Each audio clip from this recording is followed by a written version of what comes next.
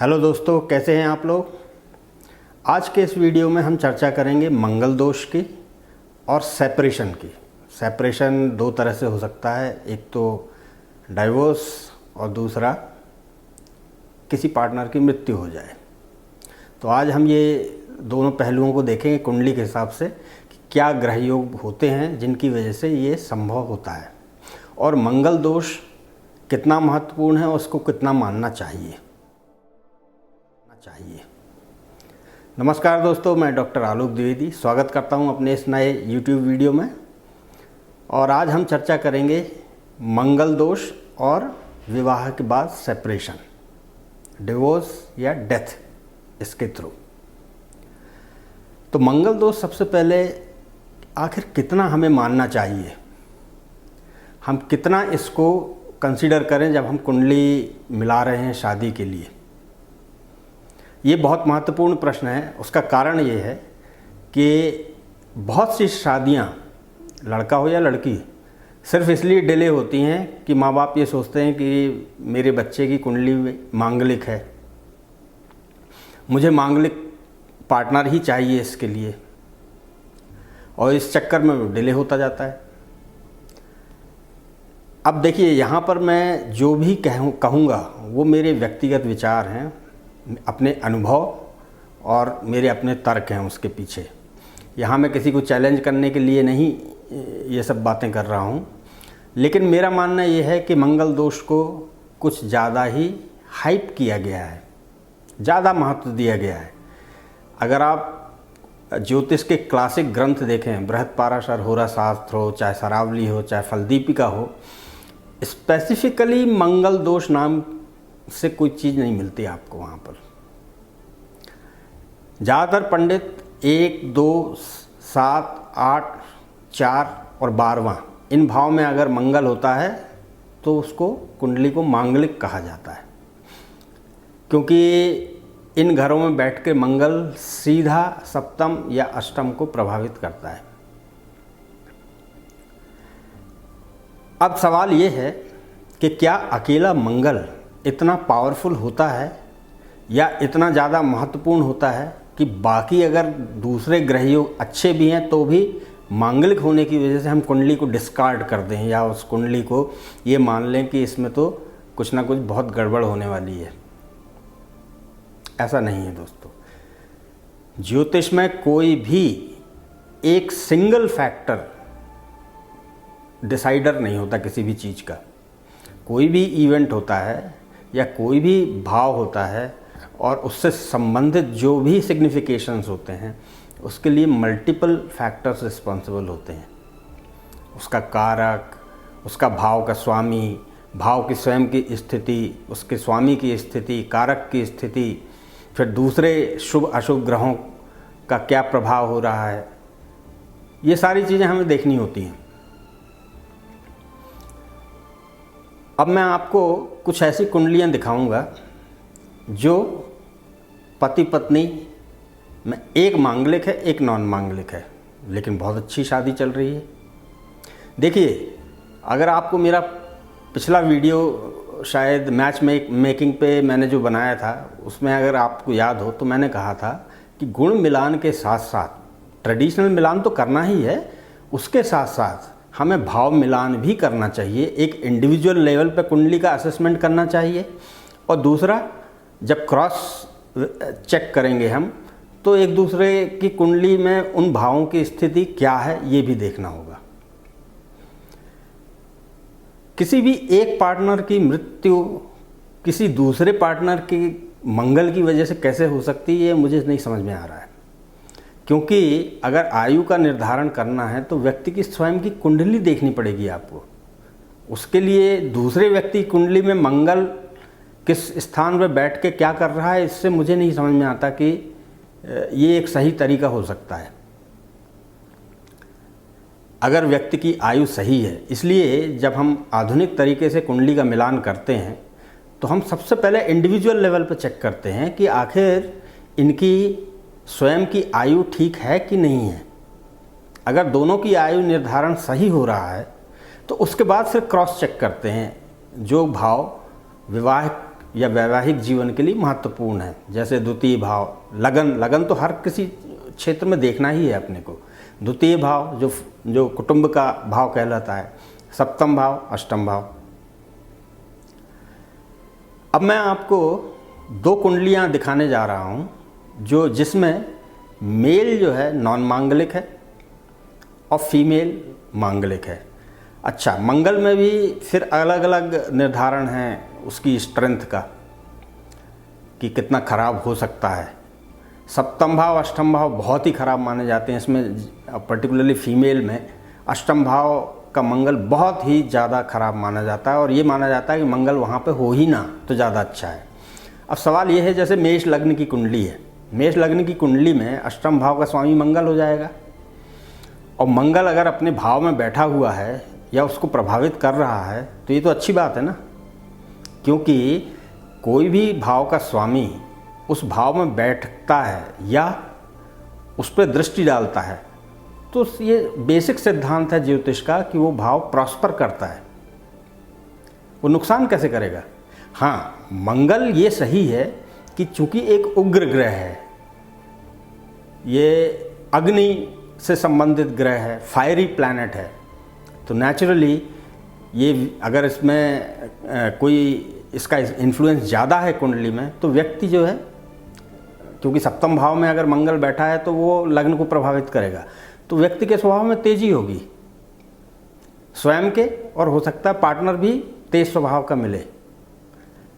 तो तेजी होना कोई बुरी बात थोड़ी है। अगर एनर्जी सही तरीके से डाइवर्ट होती है, चैनलाइज होती है, तो उसमें कुछ भी बुराई नहीं है। क्योंकि मेरा ये मानना है कि किसी भी कुंडली में मंगल का कमज़ोर होना या नीच का होना बहुत ही खराब स्थिति है। कारण ये है कि मंगल एनर्जी का representative, vitality, valour, dashing nature, ये सब मंगल की क्वालिटीज़ हैं। अगर मंगल ही कमज़ोर हो गया तो ये सब चीज़ें आज के समय में प्रोग्रेस के लिए बहुत ज़रूरी हैं। अगर ये नहीं हो तो क्या करेगा व्यक्ति, उसके अंदर इनिशिएटिव लेने की क्षमता नहीं रहेगी। मंगल नीच का किसी की भी कुंडली में होना, ये उस कुंडली का मेरे नज़र में, देखिए हर फील्ड के बारे में उसके अपने अपने एक्सपर्ट्स होते हैं, उनकी अपनी राय होती है, उनकी सोचने का तरीका होता है।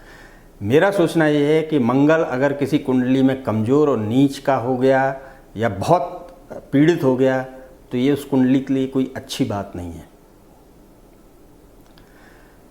तो हमको ये देखना होगा कि आखिर दूसरे बैलेंसिंग फैक्टर्स अच्छे से काम कर रहे हैं कि नहीं कर रहे हैं, तो वो एनर्जी सही तरीके से चैनलाइज होगी, वो नुकसान नहीं करेगा।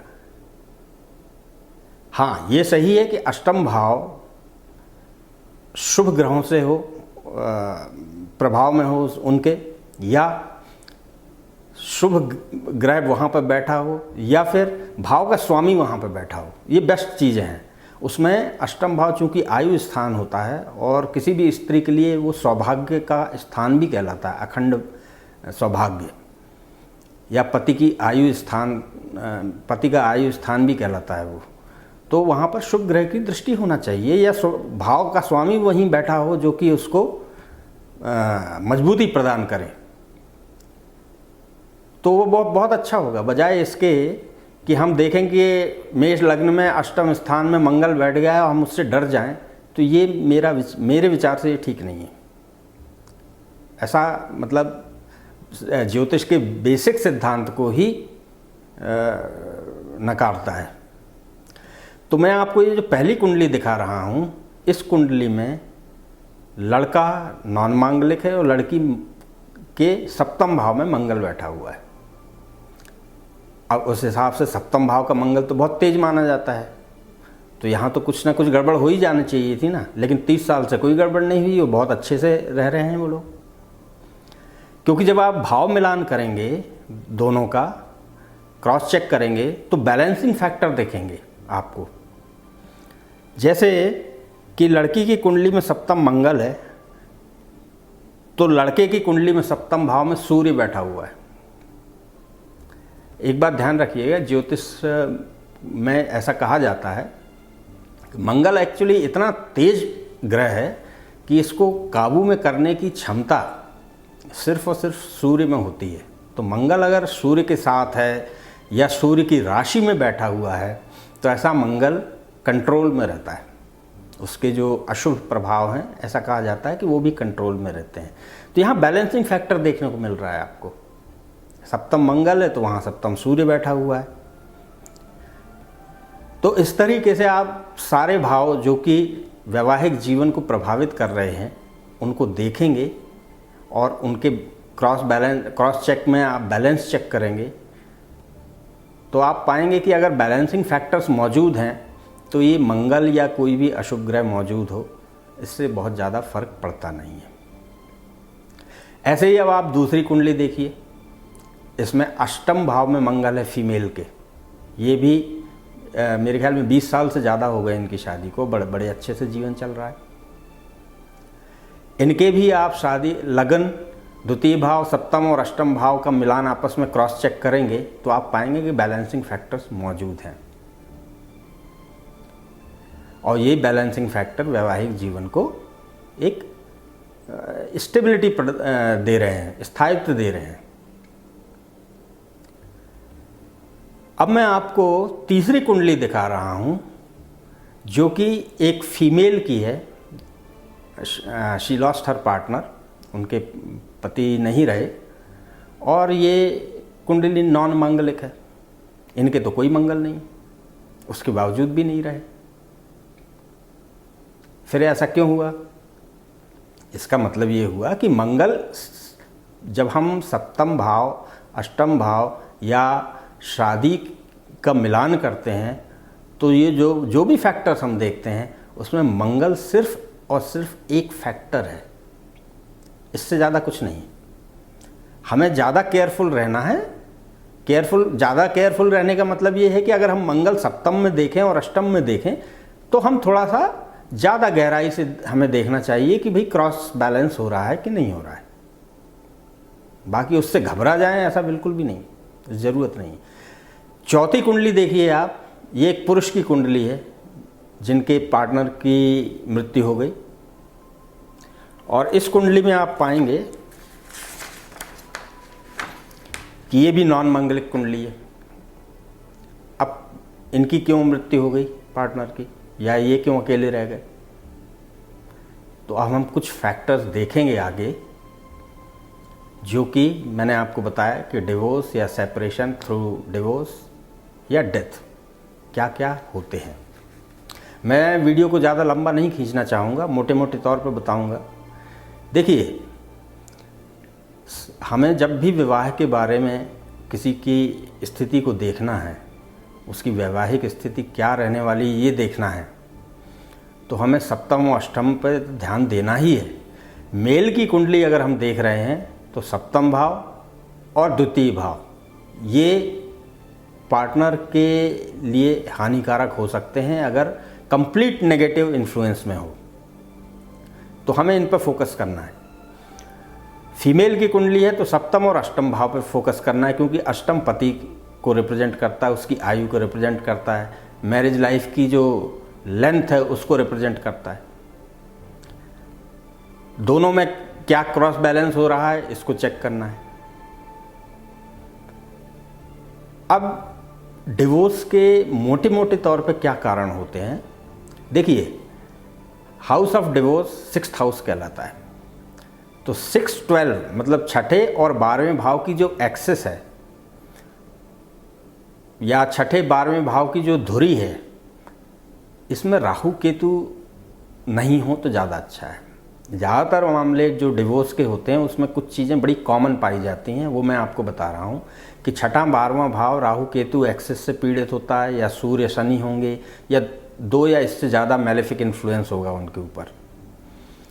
दूसरा, वीनस जो कारक है विवाह का, ये वक्री हो जाता है या पाप कर्तरी में हो जाता है या नीच का हो जाता है, या फिर सूर्य के बेहद करीब जाके कंबस्ट हो जाता है। विदिन 3 डिग्रीज अगर कंबशन है तो ऐसा भी देखा गया है कि पार्टनर की उस व्यक्ति के पार्टनर की लाइफ थोड़ा शॉर्ट हो जाती है, कम हो जाती है। क्योंकि कारक कंबस्ट हो गया। फीमेल में जुपिटर होता है जो पति का कारक होता है, मेल में वीनस पत्नी का कारक होता है, और कॉमन विवाह में वीनस ही कारक है। तो कारक ग्रह का अस्त होना, कंबस्ट होना, या नीच का होना, या वक्री होना, ये थोड़ी सी विपरीत परिस्थितियां होती हैं। इसके अलावा सप्तम भाव और सप्तमेश, सप्तम भाव पाप कर्तरी में ना हो, सप्तमेश पाप कर्तरी में ना हो। और एक चीज़ का नोटिस हमें रखना है कि अगर सप्तम या सप्तमेश 2 से ज़्यादा अशुभ ग्रहों से पीड़ित हों, या 1/7 एक्सेस 2 से ज़्यादा अशुभ ग्रहों से पीड़ित हो, तो ये विवाह में काफ़ी दिक्कतें पैदा कर सकता है, डिवोर्स भी करा सकता है और डेथ भी करा सकता है। लेकिन डेथ के लिए मैंने बताया कि अगर आप शादी के पहले ही मैच मेकिंग जब कर रहे हैं, कुंडली मिलान कर रहे हैं, तो अगर व्यक्तिगत कुंडलियों के अध्ययन करके उनकी आयु का एक आकलन करें तो ज़्यादा बेहतर है, बजाय इसके ये सोचें कि इसकी वजह से ऐसा हो गया या उस मंगल की वजह से वैसा हो गया। ये गलत है, ऐसा नहीं है। किसी दूसरे व्यक्ति की कुंडली मेरे जीवन को प्रभावित नहीं कर सकती, आयु को प्रभावित नहीं कर सकती। तो ये सारी चीज़ें हमें देखना होंगी। इसके अलावा जैसे सेपरेटिव प्लैनेट्स होते हैं, सेपरेटिव प्लैनेट्स जो अलगाव पैदा करते हैं, जैसे सूर्य है, राहु है, शनि है, मंगल है। ये ग्रह सप्तम या छठे भाव को बहुत ज़्यादा प्रभावित ना करें, मतलब छठा भाव या उसका स्वामी, सप्तम भाव या उसका स्वामी, इनको बहुत ज़्यादा अगर ये सेपरेटिव प्लैनेट्स प्रभावित कर रहे हैं तो ये भी अलगाव का कारण बन सकता है। अलगाव किसी भी तरीके से हो सकता है, या तो डिवोर्स हो जाए या फिर डेथ हो जाए। तो डेथ तो इंडिविजुअल कुंडली बताएगी कि उसकी आयु क्या है, लेकिन कानूनी तौर पर अगर डिवोर्स वगैरह होता है तो इसमें छठे भाव का बहुत इम्पोर्टेंट रोल होता है। और इन सब चीज़ों का अगर हम समग्र रूप से इन टोटैलिटी जब अध्ययन करेंगे तो हम पाएंगे कि कोई एक फैक्टर, एक पर्टिकुलर फैक्टर रिस्पॉन्सिबल नहीं हो सकता कि जीवन के किसी बहुत बड़े क्षेत्र को प्रभावित कर दे। ये एक बहुत महत्वपूर्ण क्षेत्र होता है जो कि पूरी लाइफ चलता है, वैवाहिक जीवन। तो दोस्तों, ये वीडियो कैसा लगा? आज इतना ही। अब ये मैरिज सीरीज़ में ये आखिरी वीडियो था। इसके बाद मैं प्रोफेशन, करियर, इस पर आगे बात करूँगा। अगर आप लोगों को कोई डाउट हो, कुछ पूछना हो, तो आप कमेंट बॉक्स में पूछ सकते हैं। वीडियो आपको कैसा लगा ये ज़रूर बताइएगा। चैनल को सब्सक्राइब कीजिएगा, आगे आपको बहुत और भी अच्छी जानकारियाँ मिलेंगी। नमस्कार।